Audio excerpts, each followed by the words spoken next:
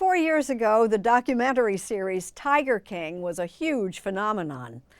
Well, its creator is back with a new cast of eccentric characters and their unlikely pets. A real pet project, as Luke Burbank discovered. It's 9 a.m. and already scorchingly hot at the Turtle Conservancy in Ojai, California. Should I be concerned that they're slowly boxing me in here? I think you're okay. If you had red fingernail polish on, they'd go for your fingers. And yet, the Galapagos turtles are surprisingly active. We've been here about 20 years. The Turtle Conservancy sits on 10 acres of California chaparral and is home to hundreds of rare and almost extinct species. And this guy, documentary filmmaker Eric Goode, whose work roared into living rooms in March of 2020. Literally. Now stop. It's a brand new shirt. Now quit. Tiger King was a pandemic sensation for Netflix. The story of tiger trafficker Joe Exotic, a gun-toting, meth-smoking roadside zoo owner now in prison for attempted murder. It all began when I was investigating a notorious reptile dealer in South Florida. The guy showed up one day wanting to buy a venomous snake. And when he was leaving, he said, "Check out what I just bought." In the back of this guy's van was a snow leopard. Filmmaking is an unexpected career development for Goode, who started out making documentaries to try to draw attention to the world's accelerating rates of animal extinction. Extinction, oftentimes there's no fanfare. Every week we're losing something. We're losing a tropical fish. We're losing some lizard. We're losing a frog. We're losing species, biodiversity on our planet at an unprecedented rate. Oh my God, you're all muddy. What did get a lot of fanfare was Tiger King, which is credited with helping get the Big Cat Public Safety Act passed by Congress in 2022. Chimps are my whole thing. You can shape them into being you. Goode's latest project for Max is Chimp Crazy, which delves into all that can go wrong when you try to keep a chimpanzee as a pet, an animal that starts its life adorable but quickly grows into a beast that can kill. Part of me is saying this is the craziest story ever now.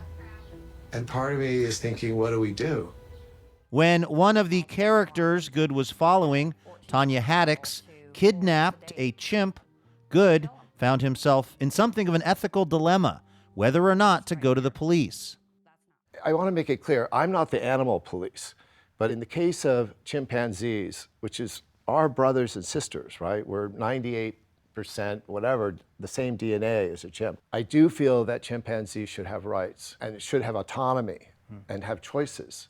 You know, it's like having a child in a cage. So I cared more about the apes than the people that were keeping them. Goode's love of animals began with the various pets that he had growing up in Northern California. We had rats, we had tropical fish, we had reptiles, we had a dog, we had a cat. But my mother would never let me take an animal out of the wild and keep it. She would say, you know, Eric, you can't play God. That animal needs to stay in the wild.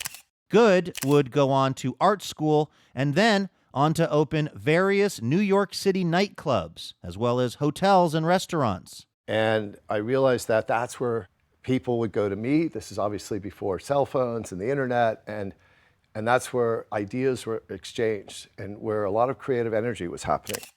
But the more successful Goode was in the world of nightlife and hospitality, the more obsessed he was becoming with, of all things, herpetology, the study of amphibians and reptiles.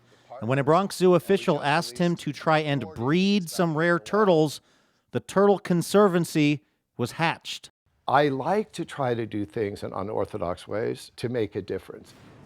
Also unorthodox, his approach to filmmaking, which some have said creates entertaining but journalistically questionable projects like Chimp Crazy, where he hired a former circus clown to pretend to be the film's director, interacting with Tanya Haddix, the woman hiding a former Hollywood chimp named Tonka in her basement.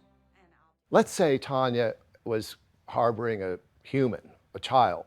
Let's say this was human trafficking and not chimpanzee trafficking. Does the end justify the means if it's a human being that she had in her basement? Like, where is that line in terms of ethics? And I would ask you, because you are a journalist. I'm not a journalist, or I don't think I'm a journalist. How do you get those stories? You can't walk in and say, you know, I'm Luke and I'm from CBS and I'm going to interview you about your human trafficking. So how do you share that with the world without having some deception?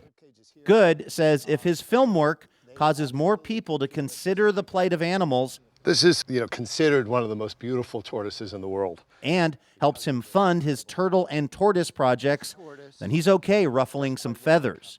People say, I was angry after watching Tiger King, or I was angry after watching Chimp Crazy.